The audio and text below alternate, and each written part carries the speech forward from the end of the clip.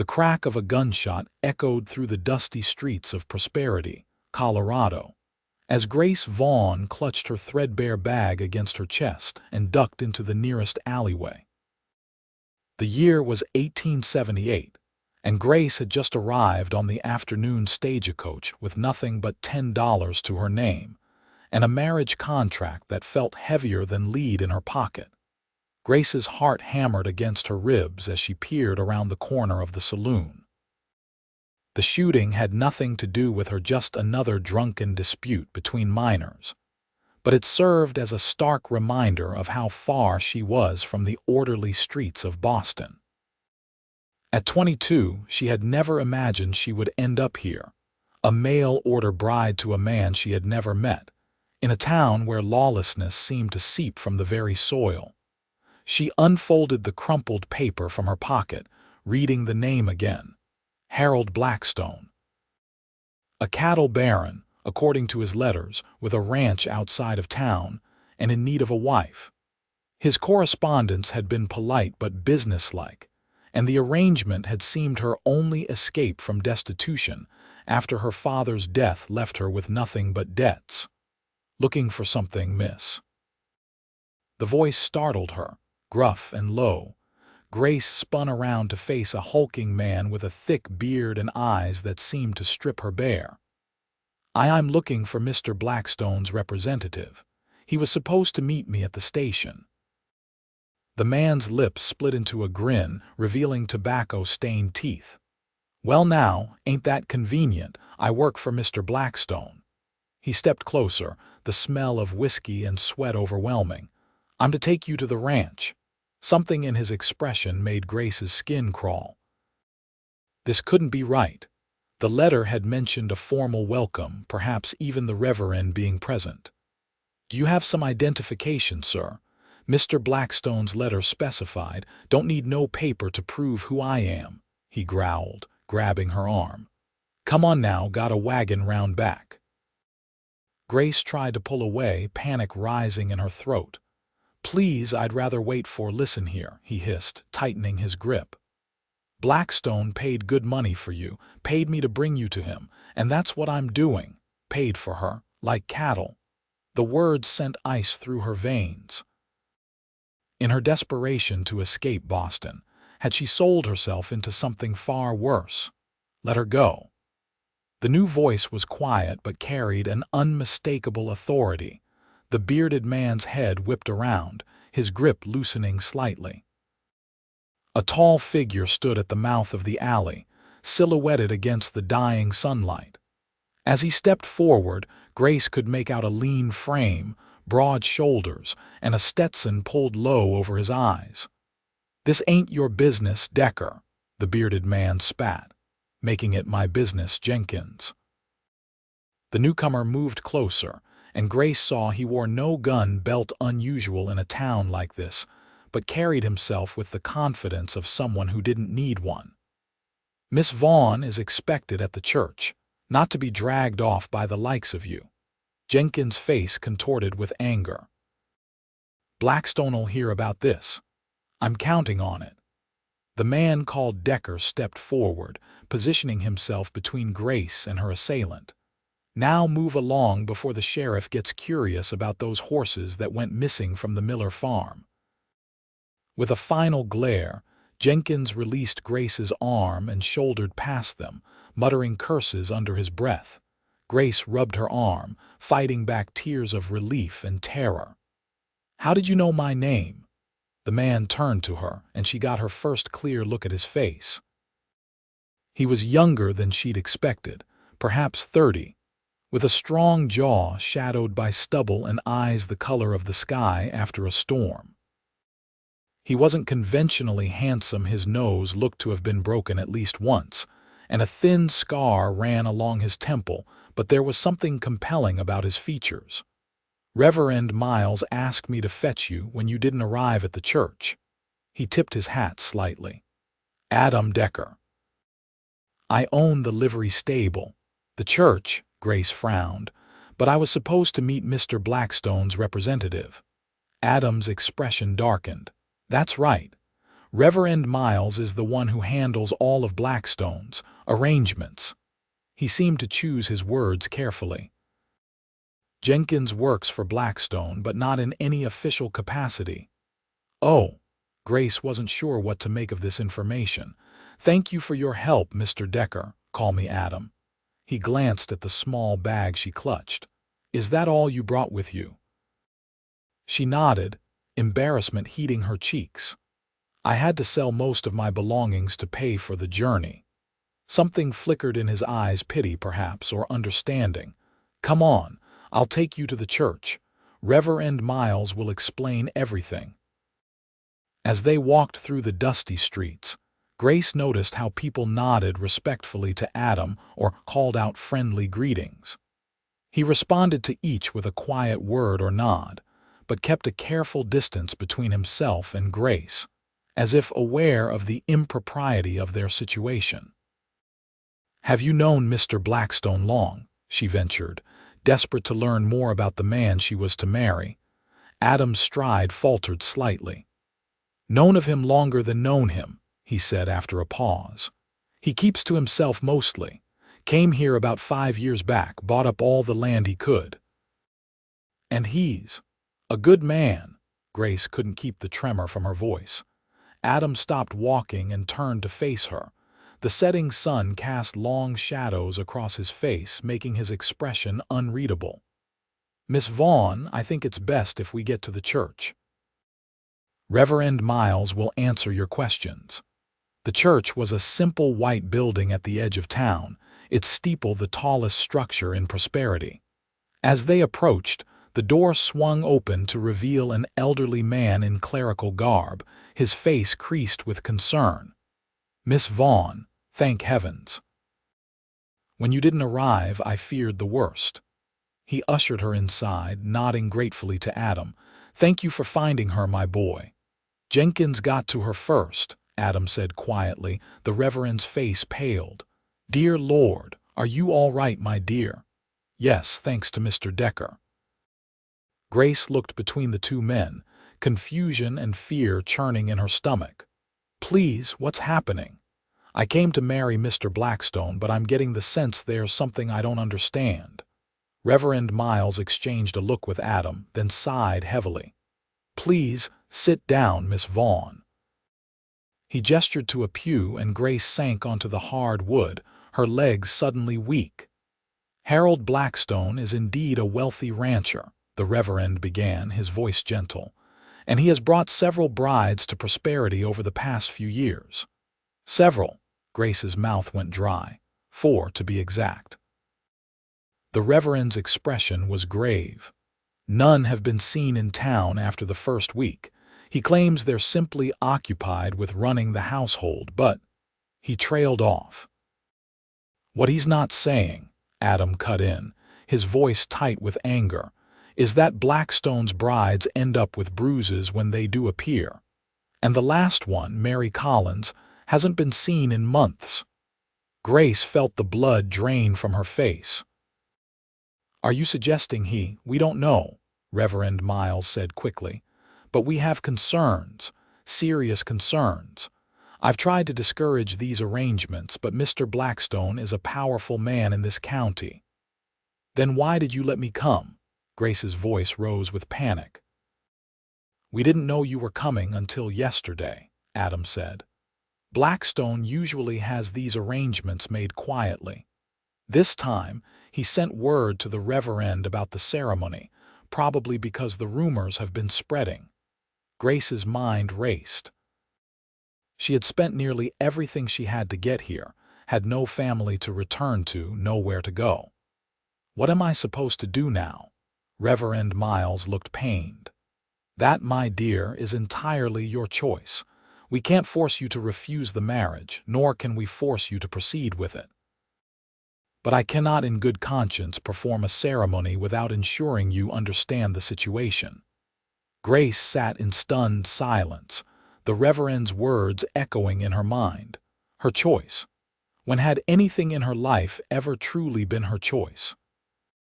Her father had arranged her education, chosen her friends, dictated her every move. After his death, poverty had made her choices for her. The idea that she could decide her own fate now was almost as terrifying as what she'd learned about Blackstone.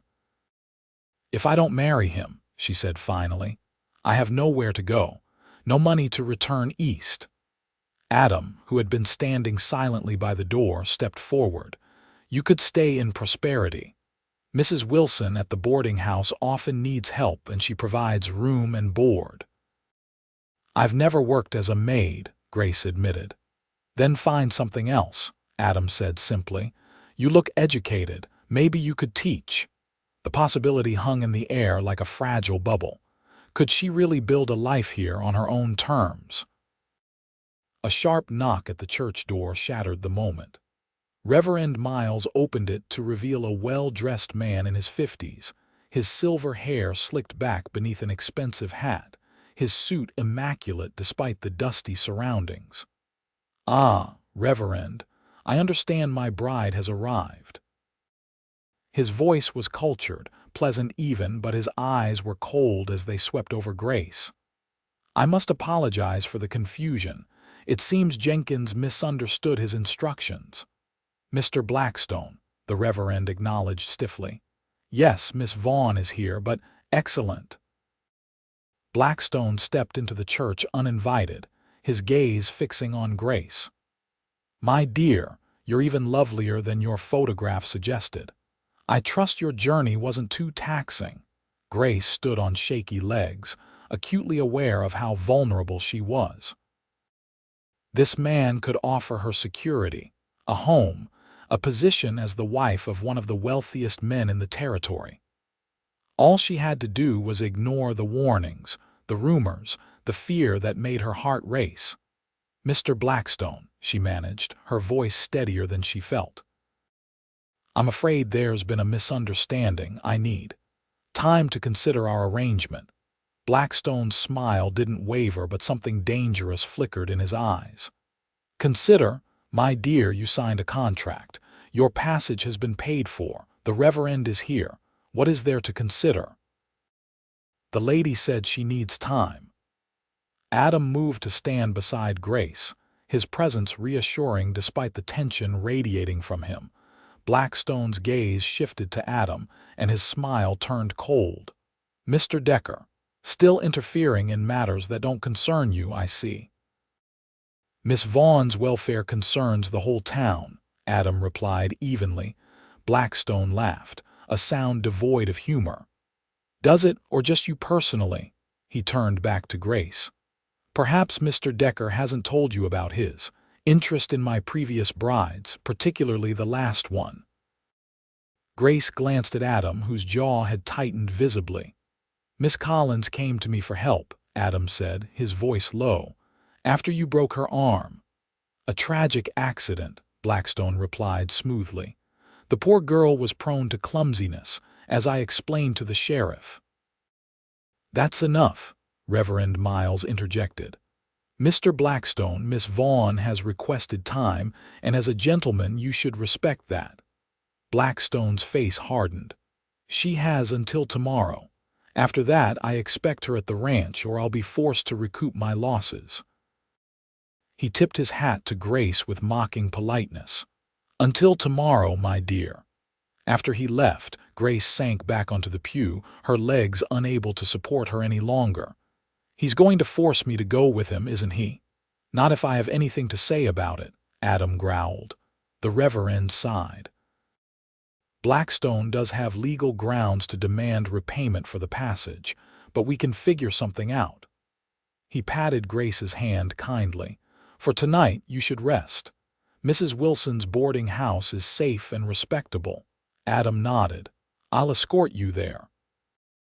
The walk to the boarding house was silent, the weight of her situation pressing down on Grace with each step.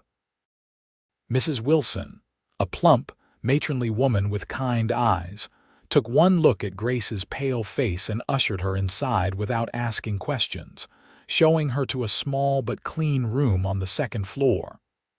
"Dinner's at 6, she said, leaving Grace alone with her thoughts. Grace sat on the narrow bed, finally allowing the tears she'd been holding back to fall. She had escaped one trap only to find herself in another. If she refused Blackstone, she would be destitute in a strange town. If she married him, she might suffer a fate worse than poverty. A soft knock at her door interrupted her thoughts.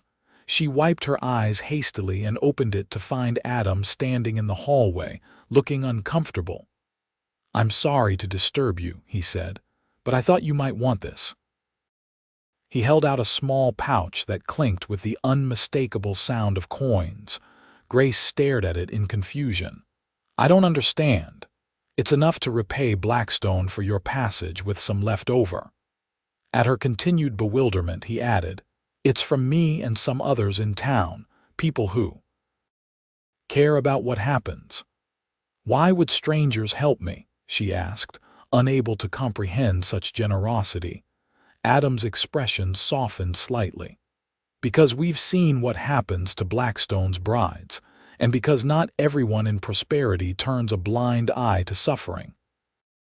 He held the pouch out again. "Please, take it."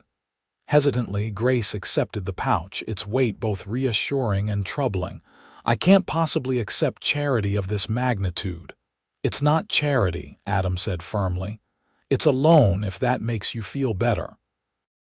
You can repay it once you're settled." Grace clutched the pouch, overwhelmed by the unexpected kindness. "Thank you. I don't know what to say." "You don't have to say anything." Adam shifted his weight, seeming almost nervous. "Just be careful. Blackstone won't take rejection well."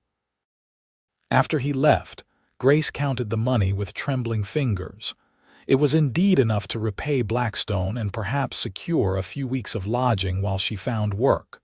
A way out. A choice. That night, as she lay in the unfamiliar bed, listening to the sounds of the town settling into darkness, Grace thought about choices.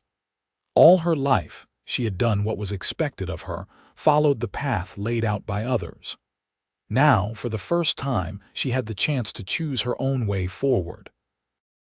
The next morning, she dressed in her best and only good dress, pinned her dark hair neatly, and made her way downstairs. Mrs. Wilson was in the kitchen, kneading dough with strong, flour-covered hands. "Mrs. Wilson," Grace began hesitantly, "I understand you sometimes need help around the boarding house." The older woman looked up, her eyes shrewd but kind. "That I do. Why do you ask?" "I find myself in need of employment. I'm educated, I can read and write, do sums, keep accounts. And I'm willing to learn whatever else is required." Mrs. Wilson wiped her hands on her apron, studying Grace thoughtfully. "This have anything to do with that business with Blackstone?" News traveled fast in small towns. Grace nodded, not bothering to pretend. "Yes. I've decided not to proceed with the marriage." "Good for you," Mrs. Wilson said firmly. "Man's got a mean streak wider than the Mississippi." She pursed her lips, considering. "I can offer you room and board plus $2 a week to start. Work includes cleaning, helping with meals, and minding the front desk when I'm busy." It wasn't much, but it was honest work and a roof over her head. "I accept, thank you." Mrs. Wilson nodded briskly. "You can start by taking this to the sheriff's office." She handed Grace a basket covered with a cloth. "Breakfast for Sheriff Taylor and his deputy. They'll be wanting to know you're staying in town, given the circumstances." The sheriff's office was a small building on the main street, its wooden sign weathered by sun and rain. Grace pushed open the door, the basket heavy in her hands, to find a middle-aged man with a salt and pepper mustache sitting behind a desk. A badge gleamed on his chest. "Mrs. Wilson sent breakfast," she announced, setting the basket on the desk. The sheriff looked up, his expression shifting from mild interest to recognition. "You must be Miss Vaughn. Heard you arrived yesterday." "News travels fast," Grace observed. "Small town." He uncovered the basket, revealing biscuits, bacon, and a jar of preserves. "Mighty kind of Emma." "Have a seat, Miss Vaughn. I expect we should talk." Grace sat opposite him, her back straight, hands folded in her lap. "I assume you know about my situation with Mr. Blackstone." "I do." The sheriff poured coffee from a pot on the stove, offering her a cup. "Also heard you might not be proceeding with the arrangement." "That's correct. I intend to repay Mr. Blackstone for my passage and find my own way here in prosperity." The sheriff nodded slowly. "Wise decision, if you don't mind my saying so. Blackstone's not well liked in certain circles." He sipped his coffee. "But he is powerful, owns half the county, including the bank and most of the water rights, makes him difficult to cross." Grace's stomach tightened. "Are you saying he might cause trouble?" "I'm saying be careful." The sheriff leaned forward. "I'll do what I can to keep the peace, but my authority only stretches so far. Blackstone has friends in the territorial government." It was a sobering reminder of how precarious her position was. Even with the money to repay him, Blackstone could make life difficult for her if he chose. "I understand," she said quietly. "Thank you for the warning." As Grace left the sheriff's office, she nearly collided with Adam, who was crossing the street toward the livery stable. "Miss Vaughn," he greeted her, tipping his hat. "How are you settling in?" "Well enough," she replied, managing a small smile. "Mrs. Wilson has offered me employment, and I'll be repaying Mr. Blackstone this afternoon." Adam's expression darkened. "I'd advise against going to see him alone." "The Reverend has agreed to accompany me," she assured him. "Though I admit I'm not looking forward to it." He seemed to hesitate, then said, "I could come as well. Extra protection if needed." The offer touched her. "That's very kind, but I wouldn't want to take you away from your work. My assistant can manage for an hour." His eyes met hers, serious and intent. "Please. I'd feel better knowing you were safe." There was something in his gaze that made Grace's heart beat a little faster. Concern, certainly, but perhaps something more, something she hadn't expected to find in this dusty frontier town. "Very well," she conceded. "We're meeting at the church at 2 o'clock. I'll be there." He tipped his hat again and continued on his way, leaving Grace with a strange flutter in her chest that she didn't quite know how to interpret. The morning passed quickly, as Mrs. Wilson showed her the routines of the boarding house, which rooms needed cleaning, how the meals were prepared, where supplies were kept. Grace threw herself into the work, grateful for the distraction from her impending meeting with Blackstone. At precisely 2 o'clock, she arrived at the church to find Reverend Miles waiting on the steps. Adam joined them moments later, having changed into a clean shirt and vest, though he still wore the same worn boots and practical trousers. "Mr. Blackstone's ranch is about 3 miles outside of town," the Reverend explained as they settled into his buggy. "I sent word this morning that we would be calling." The landscape opened up as they left prosperity behind, rolling hills covered in grass and scrub brush stretching toward distant mountains. Cattle dotted the hillsides, evidence of Blackstone's wealth and influence. The ranch house itself was impressive, a large, 2-story structure with a wide porch and glass windows, surrounded by outbuildings and corrals. As they approached, Grace couldn't help but think about what her life might have been like as the mistress of such a place. Comfortable, certainly, but at what cost? A stable hand took the Reverend's horse, eyeing them warily as they climbed the steps to the porch. The door opened before they could knock, revealing Blackstone himself, impeccably dressed as before. "Reverend, Miss Vaughn." His gaze hardened when it landed on Adam. "Mr. Decker, what an unexpected pleasure." "Mr. Blackstone," Grace began, determined to maintain her composure. "I've come to inform you officially that I will not be proceeding with our arrangement. I have brought the money to repay you for my passage and any other expenses you may have incurred." Blackstone's expression remained neutral, but his eyes were cold. "I see. and you felt it necessary to bring reinforcements for this announcement. Miss Vaughn is under the protection of the church, Reverend Miles said firmly, as is proper for a young woman in her situation. And Mr. Decker, is he representing the church as well? Blackstone's tone was mocking. I'm representing prosperity, Adam replied evenly. The town has an interest in ensuring Miss Vaughn is treated fairly. Blackstone laughed, the sound sharp and unpleasant. How noble. Please come in. We shouldn't discuss financial matters on the porch like common peddlers. He led them to a spacious parlor furnished with expensive imported pieces that seemed at odds with the frontier setting. Grace remained standing, unwilling to prolong the encounter by accepting his hospitality. Here is the money for my passage and board, she said, holding out the pouch. $250 as specified in your letter. Blackstone made no move to take it. My dear Miss Vaughn, our agreement was for marriage, not merely transportation.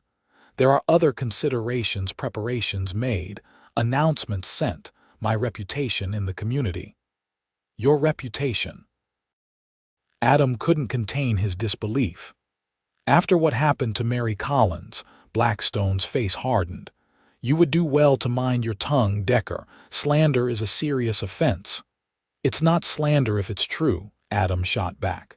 Gentlemen, Reverend Miles interjected, let's remain civil. Mr. Blackstone, the contract specifically states that the sum of $250 covers all expenses related to Miss Vaughn's journey and initial settlement. It makes no mention of additional compensation in the event the marriage does not proceed. Blackstone's jaw tightened, but he couldn't dispute the Reverend's words. Very well, he said finally, taking the pouch from Grace. But understand this, Miss Vaughn, Prosperity is a small town in my territory. You may find it difficult to establish yourself here without my goodwill. It was a threat, thinly veiled but unmistakable. Grace lifted her chin, refusing to be intimidated. I'm prepared to take that chance, Mr. Blackstone. I believe in the decency of the people of Prosperity. A touching sentiment. Blackstone's smile didn't reach his eyes. We shall see how long it sustains you. He gestured toward the door. Now, if our business is concluded, I have matters to attend to. The tension in the buggy as they drove back to town was palpable. Grace sat between Adam and the Reverend, acutely aware of the former's barely contained anger. He won't let this go, Adam said finally, breaking the silence. He's not used to being refused. What can he do? Grace asked. I've repaid the money. I've broken no laws. Blackstone doesn't need to break laws to make life difficult, the Reverend said heavily. He owns the bank, has influence with many of the merchants. He could make it hard for you to find work, to secure credit. Mrs. Wilson has already employed me, Grace pointed out. And Emma Wilson is one of the few people in town who doesn't care a whit for Blackstone's opinion, the Reverend agreed with a small smile. You've chosen your ally well. Despite their attempts at reassurance, Grace couldn't shake the feeling that she had made a powerful enemy. As they returned to town, she wondered if she had merely exchanged one form of bondage for another. The next few days passed in a blur of new routines and faces. Grace learned the rhythms of the boarding house, met the regular boarders, mostly single men who worked in the mines or on nearby ranches, and began to find her footing in Prosperity. Mrs. Wilson proved to be a fair employer, strict but kind, and the work was not as demanding as Grace had feared. She saw Adam occasionally, usually in passing as he went about his business in town. Each time, he would tip his hat and inquire after her welfare, his manner respectful but warm. Grace found herself looking forward to these brief encounters more than she cared to admit. A week after her arrival, Grace was sweeping the boarding house porch when she noticed a commotion down the street. A crowd had gathered outside the general store, voices raised in anger or alarm. Curious, she set aside her broom and moved closer. "Raising prices without warning," a woman was saying, her face flushed with indignation. "Flour up by 50% overnight. How are families supposed to manage?" The store owner, a thin man with spectacles, looked miserable. "I'm sorry, Mrs. Baker, but my hands are tied. The bank raised my loan interest yesterday, and I can barely cover costs as it is." "The bank," someone muttered. "You mean Blackstone?" Grace felt a chill run down her spine. Was this connected to her refusal of Blackstone's proposal? She scanned the crowd and spotted Adam at its edge, his expression grim as he listened to the complaints. He caught her eye and moved toward her, stepping away from the gathering. "Miss Vaughn, I'm afraid this might be just the beginning. Mr. Blackstone is punishing the whole town because of me." The thought was horrifying, not directly. Adam glanced back at the crowd. He's smart enough to make it look like business, but the timing is suspect. First the general store, then word is the saloon's rent has doubled. "What can be done?" Grace asked, her voice barely above a whisper. Adam shook his head. "Not much legally. Blackstone owns the buildings, sets the terms. The territorial governor is his friend from back east. Complaints won't get far." Grace felt sick. Had her decision to stay in prosperity doomed these people to economic hardship? "Perhaps I should leave," she said, the words tasting bitter. "Find another town, start over. And let him win." Adam's expression hardened. "That's what he wants, to drive you out, show everyone that crossing him has consequences." "But I can't be responsible for an entire town suffering," Grace protested. "You're not." Adam's voice softened slightly. "Blackstone is, and running won't solve anything. He'll just find another target, another way to control people." He was right, Grace realized. Blackstone's tactics were about power, not just her refusal. Still, the guilt weighed heavily on her as she returned to the boarding house. That evening, as she was serving dinner to the boarders, the door opened to admit a travel-worn woman in her 30s, her clothes dusty from the road, her face lined with exhaustion.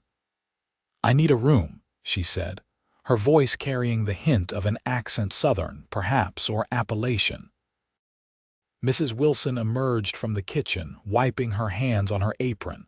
"Of course, just you," the woman nodded. "Just me." She placed coins on the counter. "1 week to start." "I'm Emma Wilson. This is Grace Vaughn, my assistant." Mrs. Wilson gestured to Grace. "And you are Mary Collins." The name hit Grace like a physical blow. Mary Collins, Blackstone's last bride, the one who had reportedly disappeared. Mrs. Wilson's expression revealed nothing, but she exchanged a quick glance with Grace. "Welcome to prosperity, Miss Collins. Grace will show you to your room." As they climbed the stairs, Grace fought the urge to bombard the woman with questions. Mary Collins moved stiffly, as if in pain, and her left arm hung slightly differently than her right, an old injury, perhaps, not fully healed. "Here you are," Grace said, opening the door to a small but clean room. "Dinner is being served downstairs if you're hungry." Mary nodded her thanks, then paused, studying Grace's face. "You're new here?" "Yes, about a week now." "You're not from around here?" It wasn't a question. "No, I came from Boston." Something flickered in Mary's eyes, recognition, perhaps, or understanding. "For Blackstone?" Grace couldn't hide her surprise. "How did you—" "I recognize the look," Mary said simply. "Hopeful but scared, ready to do what's necessary to survive." She set her small bag on the bed. "But you're here, not at the ranch, so either you haven't married him yet or—" "I didn't go through with it," Grace admitted. "I found employment here instead." Mary's face showed no emotion, but her shoulders relaxed slightly. "Good," she said after a moment. "That's good." Grace couldn't contain her curiosity any longer. "Everyone thought you disappeared." A bitter smile crossed Mary's face. I did. Ran as far as Denver, worked in a laundry until I saved enough to come back. Come back? Why would you return? Mary's eyes hardened. Unfinished business. She turned away, effectively ending the conversation. I'll be down for dinner shortly. The next morning, Grace was sweeping the porch again when Adam approached, his expression urgent. Mary Collins is back, he said without preamble. I know. She's staying at the boarding house. Adam's eyes widened. Since when? She arrived last night. Grace leaned on her broom, lowering her voice. She mentioned unfinished business. You know what that might mean. Adam ran a hand through his hair, a gesture of frustration or concern.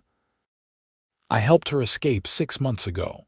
Put her on a train to Denver with what money I could spare. She was in bad shape, broken arm, bruises everywhere. Said Blackstone would kill her if she stayed. Then why return? Grace asked, genuinely puzzled. I don't know, Adam admitted. But it can't be good. Blackstone will be furious if he learns she's back. As if summoned by his name, a black carriage appeared at the end of the street, drawn by matching horses. It pulled to a stop in front of the general store, and Harold Blackstone stepped down, immaculate as always in an expensive suit. Adam tensed beside her. What's he doing in town? They watched as Blackstone entered the store, emerging minutes later with the proprietor, who looked pale and agitated. The two men spoke briefly. Then Blackstone climbed back into his carriage, which continued down the street toward the boarding house. He's coming here, Grace realized with a jolt of alarm. Adam stepped in front of her protectively. Get inside. Warn Mary. Grace hurried into the boarding house, finding Mary in the kitchen helping Mrs. Wilson with breakfast preparations. Mr. Blackstone is coming, she said breathlessly. His carriage is headed this way. Mary's face drained of color, but she set down the bowl she was holding with surprising steadiness. I knew this would happen eventually, she said, more to herself than to Grace. Better sooner than later. You should hide, Grace urged. The back stairs, no. Mary's voice was firm. I'm done hiding. Mrs. Wilson frowned. Are you sure, girl, that man? I'm sure. Mary straightened her shoulders. I came back for a reason. Before Grace could ask what that reason might be, the front door opened and Blackstone's cultured voice filled the entry hall. Mrs. Wilson, a word, if you please. Mrs. Wilson wiped her hands on her apron, her expression hardening into determination. Stay here, she told Grace and Mary, then marched into the front room. Grace and Mary exchanged glances, then both moved to the doorway, listening. Mr. Blackstone, Mrs. Wilson's voice was cool. What brings you to my establishment, business, Mrs. Wilson? I understand you've taken on new help recently, a Miss Vaughn. I have. She's a fine worker. I'm sure. Blackstone's tone suggested otherwise. However, I've come to inform you that your property taxes have been reassessed, effective immediately. Reassessed? Mrs. Wilson's voice rose. By whose authority? The county assessor's office, of course.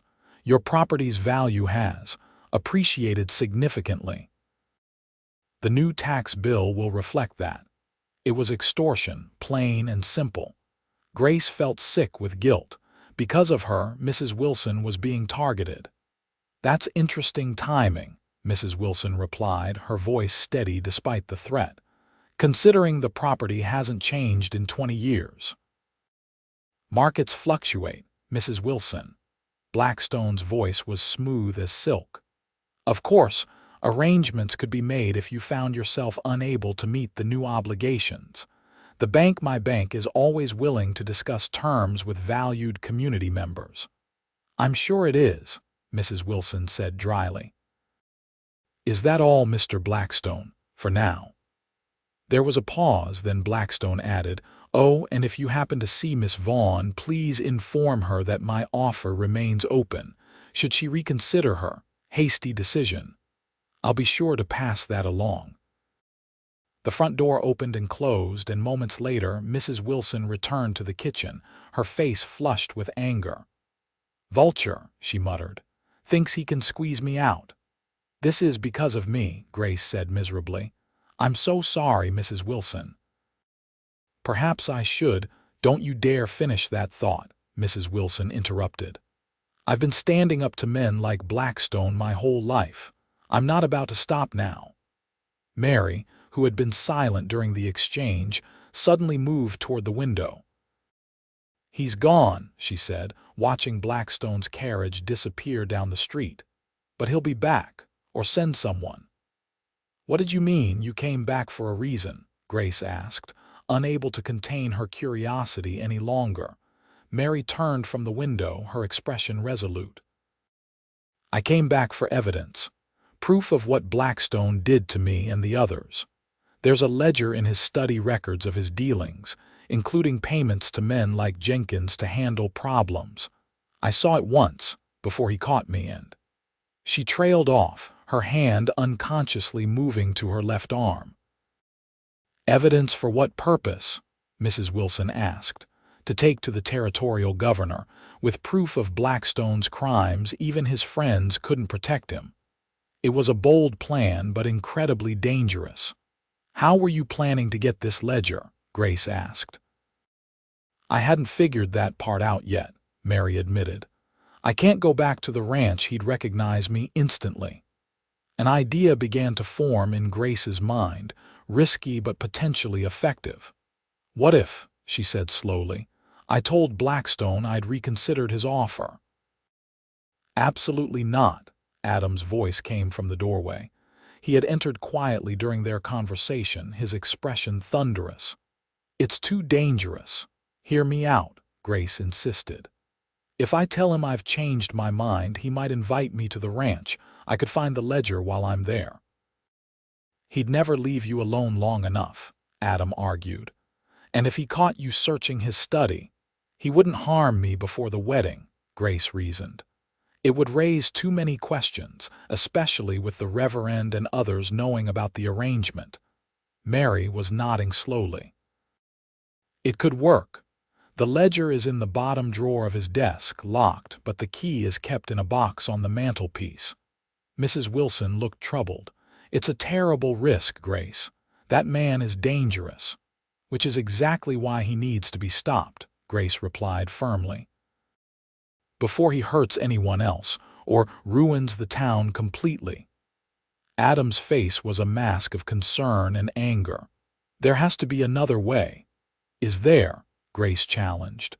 "Can the sheriff arrest him without evidence? Can anyone stand against him while he controls the town's economy?" The silence that followed was answer enough. "I'll need a reason to search his study," Grace continued, thinking aloud. "A distraction of some kind." "The Reverend," Mrs. Wilson suggested. "If he accompanied you to discuss wedding arrangements, he could keep Blackstone occupied while you slip away." It was a plan fraught with risk, but the more they discussed it, the more feasible it seemed. By mid-afternoon, the details were settled. Grace would send word to Blackstone that she had reconsidered his offer, requesting a meeting to discuss terms. The Reverend, informed of the true purpose, would accompany her as propriety demanded, creating the opportunity Grace needed. As the others dispersed to make preparations, Adam remained behind, his expression troubled. "I don't like this," he said bluntly. "Blackstone is unpredictable. If he suspects anything, he won't," Grace assured him with more confidence than she felt. "He's arrogant. He'll believe I've come to my senses, realized the futility of resisting him." Adam moved closer, his voice dropping. "Grace, you don't have to do this. We could find another way." It was the first time he had used her given name, and something in his tone made her heart beat faster. "I want to," she said softly. "Not just for Mary or for myself, but for everyone in Prosperity, for you." His eyes searched hers, intense and filled with an emotion she couldn't quite name. "Be careful," he said finally. "Promise me." "I promise." The word hung between them, weighted with meaning neither was ready to acknowledge. Adam reached out, his fingers briefly touching hers in a gesture too deliberate to be accidental, then turned and left, his shoulders set with determination. Grace watched him go, a strange mixture of fear and anticipation coursing through her. Tomorrow, she would face Blackstone on his own territory, armed with nothing but her wits and courage. The thought should have terrified her. Instead, she felt a curious sense of purpose, as if her entire journey had been leading to this moment. As night fell over Prosperity, Grace sat by her window, watching the stars emerge in the vast western sky. For the first time since leaving Boston, she felt as if she were exactly where she was meant to be. Not as a mail-order bride, not as a desperate woman fleeing poverty, but as someone who had found her own strength, making choices that mattered. Whatever happened tomorrow, she would face it on her own terms. And that, she realized, was worth any risk. The morning dawned clear and cool, the air crisp with the promise of autumn. Grace dressed with particular care, choosing her most modest and respectable attire, a dove-gray dress with a high collar and simple trim. Her hair she arranged in a neat chignon, projecting an image of practical respectability.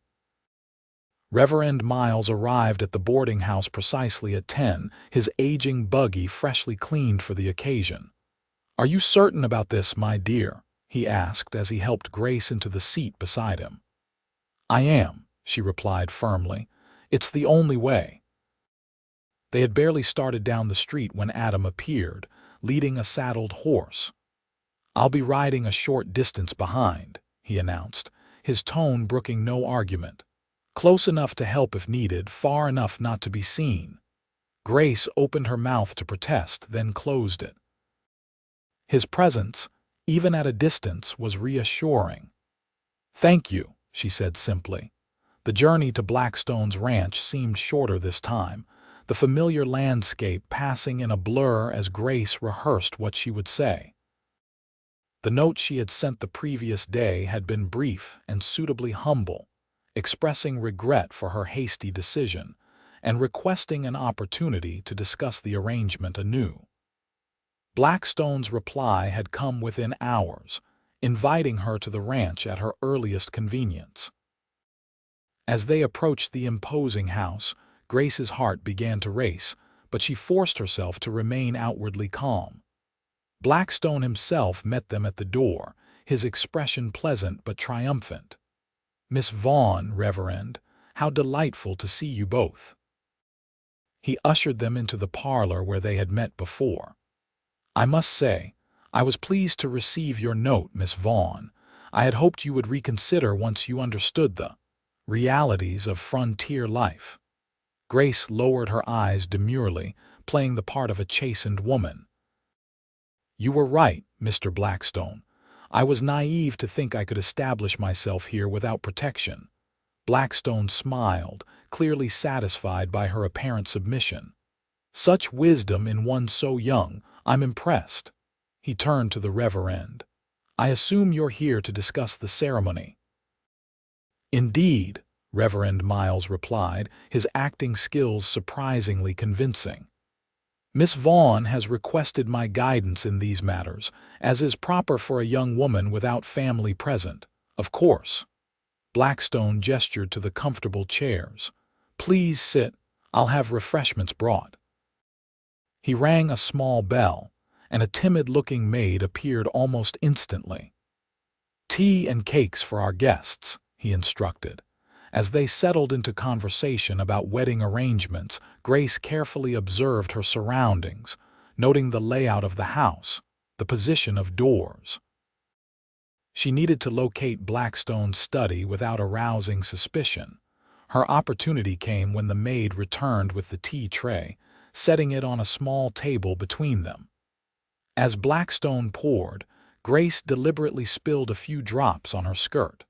"Oh, how clumsy of me," she exclaimed, rising quickly. If you'll excuse me, I should attend to this before it stains." "Of course, my dear," Blackstone replied smoothly. "Maggie will show you to the powder room." The maid bobbed a curtsy and led Grace from the parlor through the entry hall and down a corridor. "Here you are, miss," she said, opening a door to a small but well-appointed powder room. "Thank you, Maggie," Grace said warmly. "I can find my way back." Once alone, Grace dabbed at the small spot with a dampened towel, her mind racing. She needed to locate the study, and quickly. The maid had mentioned that Blackstone spent most evenings in his office at the back of the house. That was as good a direction as any to start. Leaving the powder room, Grace moved quietly down the corridor, away from the parlor. The house was silent except for the distant murmur of Blackstone and the Reverend's voices.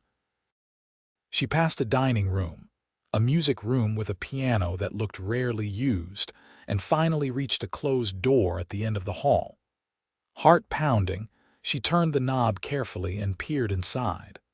A large desk dominated the room, flanked by bookshelves and a stone fireplace. This had to be Blackstone's study. Grace slipped inside, closing the door silently behind her. The desk was ornate and imposing, its surface neat and organized. Moving quickly, she tried the bottom drawer locked, as Mary had said. She glanced at the mantelpiece, spotting a small decorative box. Inside, she found a ring of keys. The third key fit the drawer, which slid open to reveal several leather-bound ledgers. Grace pulled them out, flipping through the pages with trembling fingers. Dates, names, amounts all recorded in Blackstone's precise handwriting. She found entries for J. Jenkins Special Services and, chillingly, M. Collins Discipline. There were others too, women's names followed by notations like disposed of or relocated. A wave of nausea washed over her. This wasn't just evidence of financial misdeeds, it was a record of violence, perhaps even murder. Grace quickly replaced the ledgers, keeping one that seemed to contain the most damning information, and locked the drawer. She was halfway to the door when she heard footsteps in the hallway. Panic seized her as she looked frantically for a hiding place.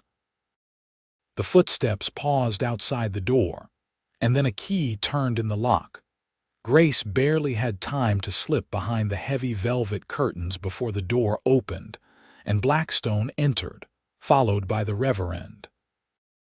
"As I was saying, Reverend, I believe a small ceremony would be most appropriate," Blackstone was saying. "Perhaps here at the ranch with just a few select guests." "Miss Vaughn may have her own preferences," the Reverend replied, his voice strained. He must be worried about Grace's absence from the parlor. "Miss Vaughn will adapt to my wishes," Blackstone said dismissively. "She's a practical girl, as she's demonstrated by returning to our arrangement." Grace held her breath, pressed against the window behind the curtain, the ledger clutched to her chest. If Blackstone discovered her now. "I should check on Miss Vaughn," the Reverend suggested. "She's been gone some time." "Maggie will see to her," Blackstone replied, moving to his desk. "While we're here, I might as well show you the settlement I've prepared for her. It's quite generous provided she fulfills her obligations." The way he said obligations made Grace's skin crawl. As Blackstone unlocked a different drawer, she saw her chance. If she could slip out while his back was turned. Taking a deep breath, she stepped silently from behind the curtain, keeping her eyes fixed on the door.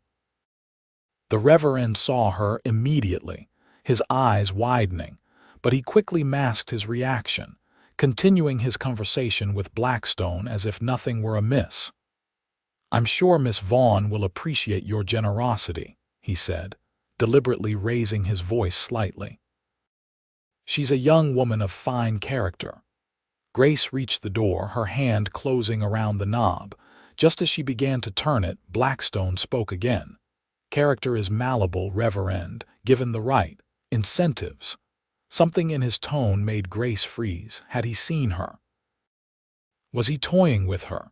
But when she glanced back, Blackstone was still rifling through his desk drawer, his back to her. The Reverend caught her eye and gave a tiny nod. Taking a silent breath, Grace slipped through the door and into the hallway, the ledger hidden in the folds of her skirt. Her heart pounding so loudly she was certain it could be heard throughout the house, Grace hurried back toward the parlor. She had just rounded the corner when she collided with Maggie, who was carrying a fresh pot of tea. "Oh," the maid stumbled, the teapot wobbling dangerously on its tray. "Miss, I was looking for you." "I'm so sorry," Grace apologized, steadying the tray with one hand while keeping the ledger hidden with the other. "I got turned around trying to find my way back." Maggie frowned slightly. "But you've come from the west wing. The powder room is in the east." Before Grace could formulate a response, a door opened down the hall and Blackstone's voice rang out. "Maggie, is that Miss Vaughn?" "Yes, sir," the maid called back. "She got lost on her way from the powder room." Blackstone appeared in the hallway, the Reverend behind him, his expression concerned. "Did you, my dear? How unfortunate. This house can be quite confusing for newcomers." His tone was pleasant, but his eyes were cold, assessing. Did he suspect? Had he noticed the missing ledger already? "I'm afraid I have a poor sense of direction," Grace said with a self-deprecating smile. "A fault my father often scolded me for." "A husband might be more forgiving," Blackstone replied, offering his arm. "Shall we return to the parlor?" The Reverend and I were just discussing potential dates for the ceremony. Grace took his arm reluctantly, acutely aware of the ledger pressed against her side. If she could just maintain the charade a little longer until they could leave. "Actually," the Reverend interjected, "I believe we've covered the essentials for today, and I promised Mrs. Wilson I would have Miss Vaughn back before dusk. She has duties at the boarding house." "Duties?" Blackstone's eyebrows rose. "Surely those can be dispensed with now that our arrangement is being renewed. Until the ceremony, I feel it's important to honor my commitments," Grace said quickly. "Mrs. Wilson has been very kind to me." Blackstone studied her for a moment, his expression unreadable. "Very well," he said finally. "Reverend, you may escort Miss Vaughn back to town. I look forward to our next meeting, my dear."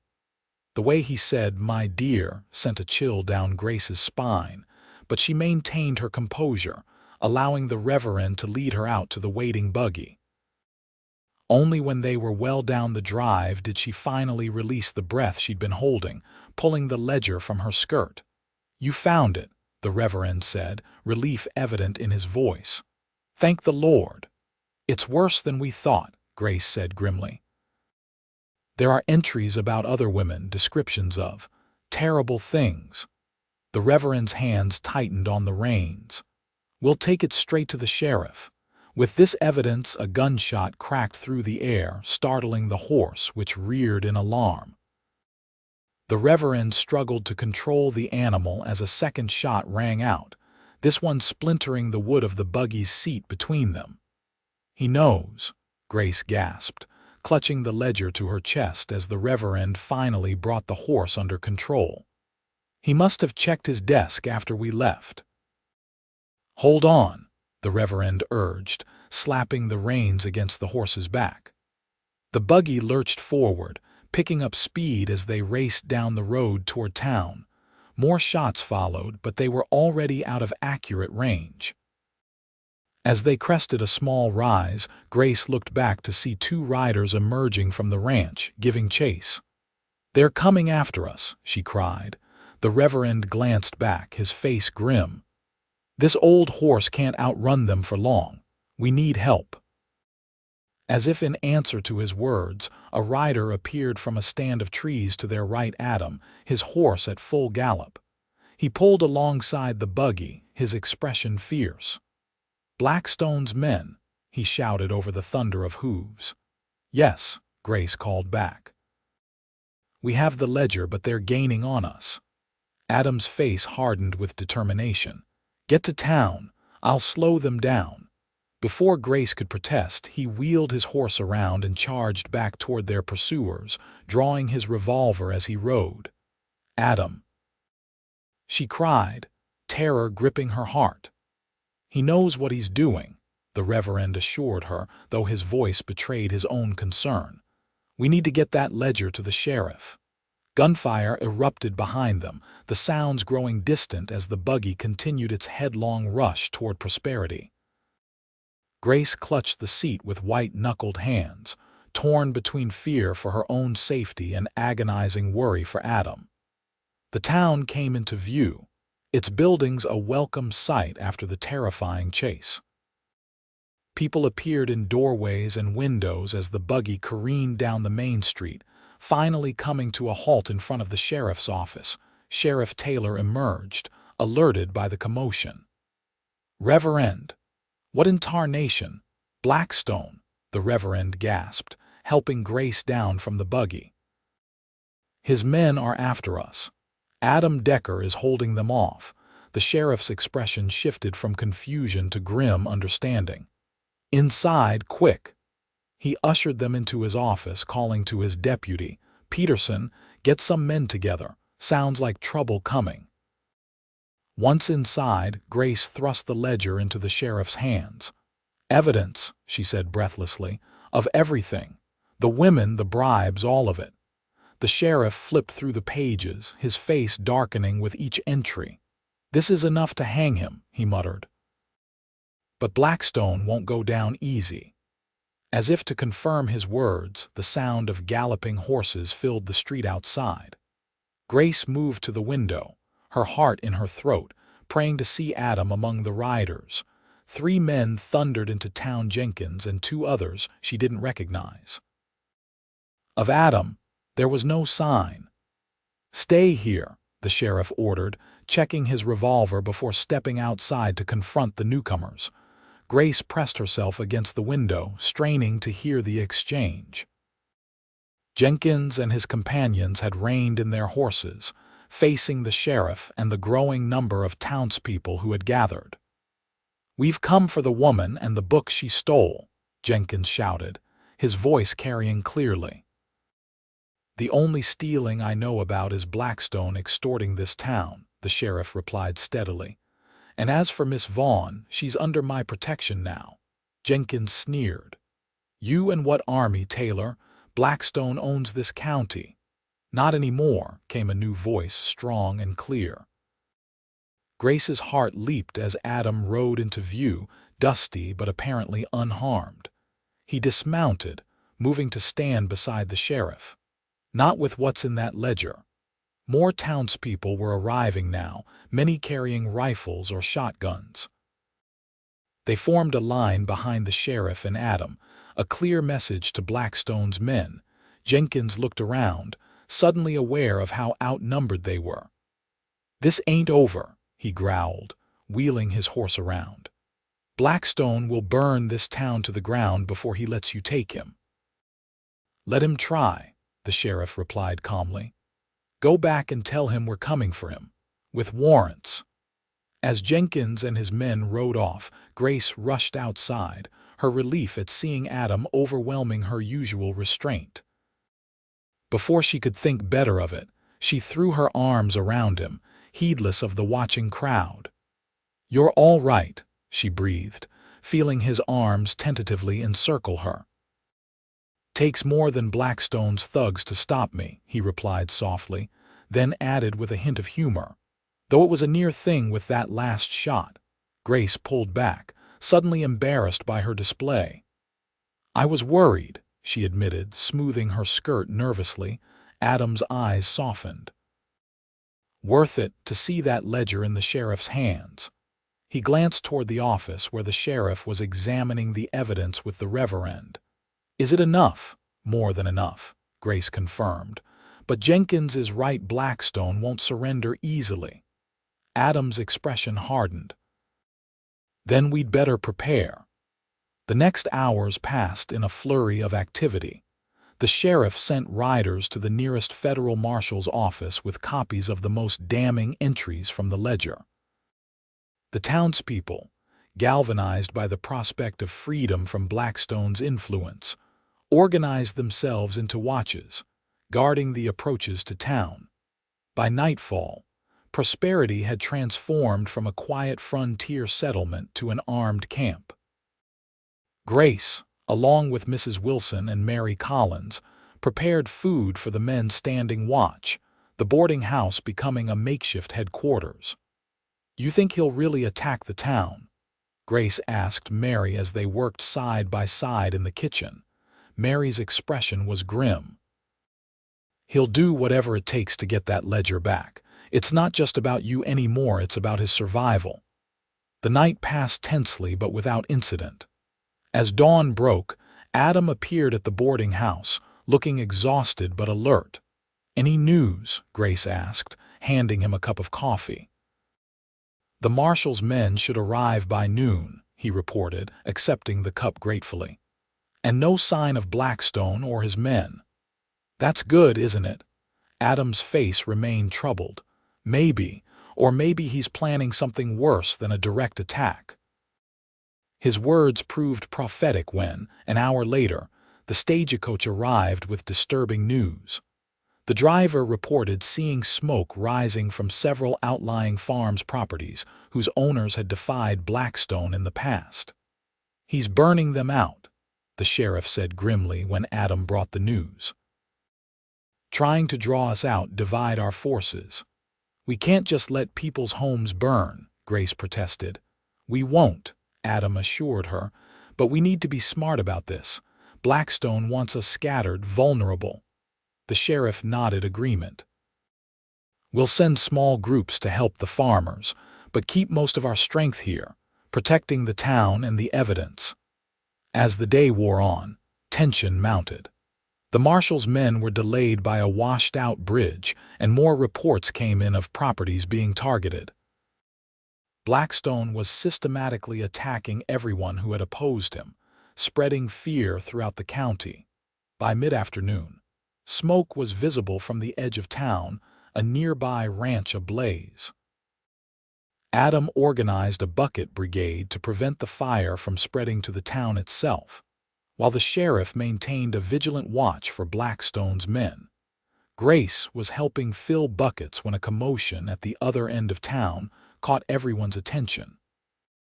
Horses and wagons were approaching not Blackstone's men, but families fleeing from outlying homesteads, seeking refuge in Prosperity. "He's driving everyone in," Adam realized as he watched the refugees arrive, "concentrating us all in one place." The implication was clear. Blackstone intended to destroy Prosperity itself, with everyone who had defied him trapped inside. As darkness fell for the second night, the town braced for attack. Women and children were gathered in the sturdiest buildings, the church and the bank, while men took up positions throughout the streets. Grace, despite protests from Adam and the Reverend, insisted on remaining at the boarding house, which had become a makeshift hospital for those injured in the fires. "I'm not hiding when I can be useful," she told Adam firmly. "This started because of me. I need to see it through." He looked at her for a long moment, then nodded slowly. "Just promise me you'll stay inside, away from windows." "I promise," she replied, touched by his concern. The attack, when it came, was not the frontal assault they had expected.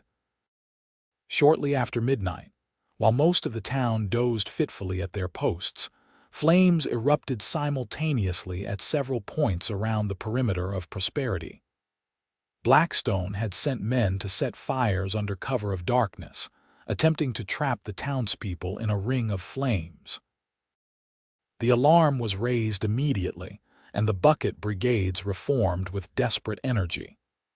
Grace worked alongside Mrs. Wilson and the other women, passing buckets from hand to hand, fighting to contain the spreading fires. Through the smoke and chaos, she caught glimpses of Adam directing the firefighting efforts, his face blackened with soot, his voice hoarse from shouting orders. The townspeople rallied around him, following his lead without question. As dawn approached, they had managed to control most of the fires, saving the majority of the buildings. Exhausted but triumphant, Grace was returning to the boarding house when a movement in the alley beside the general store caught her eye. A figure slipped through the shadows, herald Blackstone himself, moving furtively toward the sheriff's office where the ledger was kept.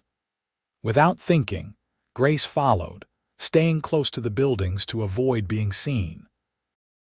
Blackstone paused at the back door of the sheriff's office, producing a key likely stolen or copied during one of his many dealings with the local government. As he unlocked the door, Grace realized his intent. With the town distracted by the fires, he planned to steal back the damning evidence. She had to warn someone. Looking around frantically, she spotted Adam across the street, helping an elderly woman whose home had been damaged. "Adam," she called, her voice rising above the general commotion. Blackstone's head whipped around at her cry, his eyes finding her in the pre-dawn light. For a moment they stared at each other, mutual recognition and hatred passing between them. Then, with surprising speed for a man his age, Blackstone drew a pistol from his coat. "You," he hissed, advancing toward her. "You ruined everything." Grace backed away but found herself trapped against the wall of the general store. Across the street, Adam had heard her call and was now running toward them, shouting for Blackstone to stop. "It's over, Blackstone," Grace said, trying to keep her voice steady despite her fear. "The marshal is coming. Everyone knows what you've done." "Then I have nothing left to lose," Blackstone replied, raising his pistol. Time seemed to slow. Grace saw Adam racing toward them, saw the murderous intent in Blackstone's eyes, saw her own death reflected in the barrel of his gun. She closed her eyes, bracing for the impact. The gunshot was deafening in the confined space of the alley. Grace flinched but felt no pain. Opening her eyes, she saw Blackstone staggering backward, a look of shock on his face as he clutched his chest. Behind him stood Mary Collins, a smoking revolver in her hand. "That's for every woman you hurt," she said, her voice steady despite the trembling of her hand. "For every life you destroyed." Blackstone collapsed to his knees, the pistol falling from his grasp. "You." He gasped, recognition dawning in his eyes. "You're dead." "No," Mary replied simply. "I'm free." As Blackstone slumped to the ground, Adam reached Grace's side, pulling her against him protectively. The sheriff arrived moments later, taking in the scene with a grim expression. "He was going to kill her," Mary explained, handing the revolver to the sheriff. "I couldn't let that happen, not to another innocent woman." The sheriff nodded slowly. "Self-defense protecting Miss Vaughn, that's what my report will say."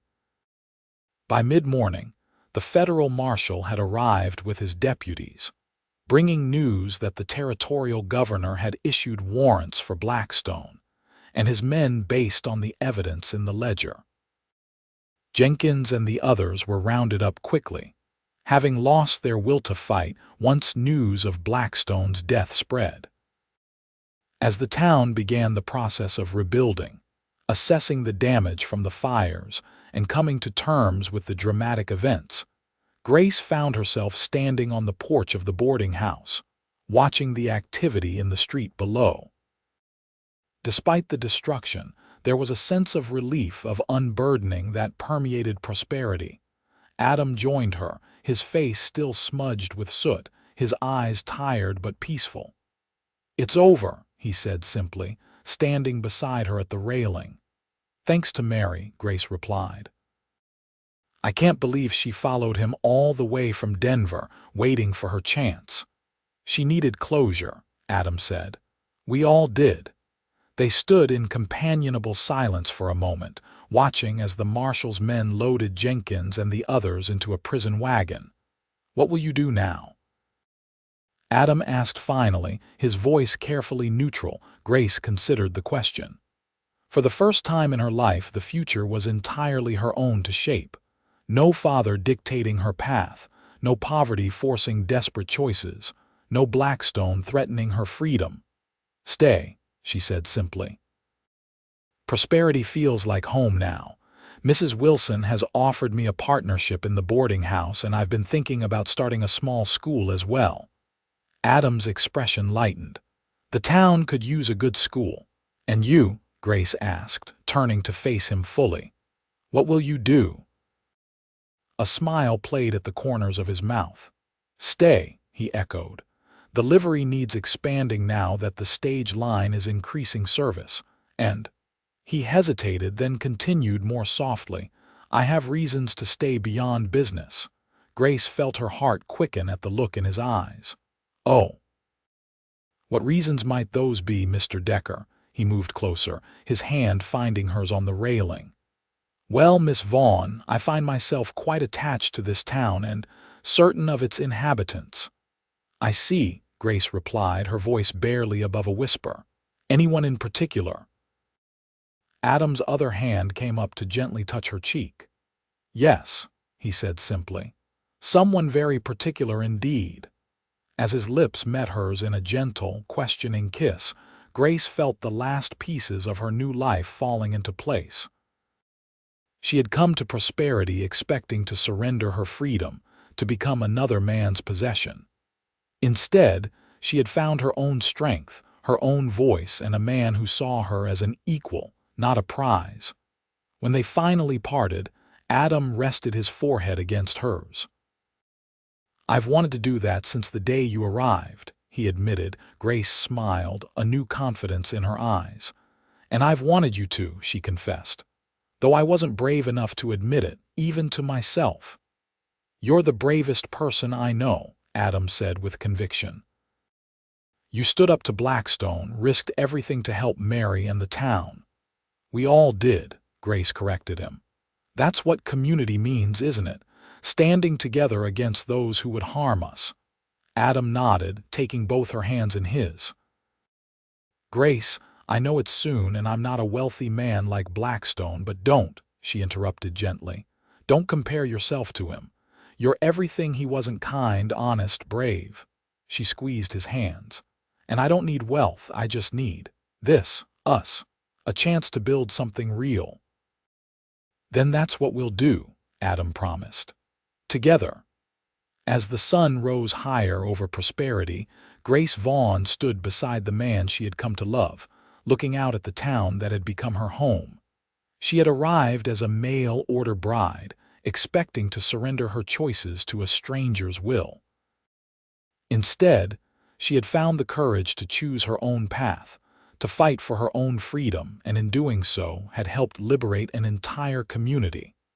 And when Adam had said those words to her that first night, "Not here.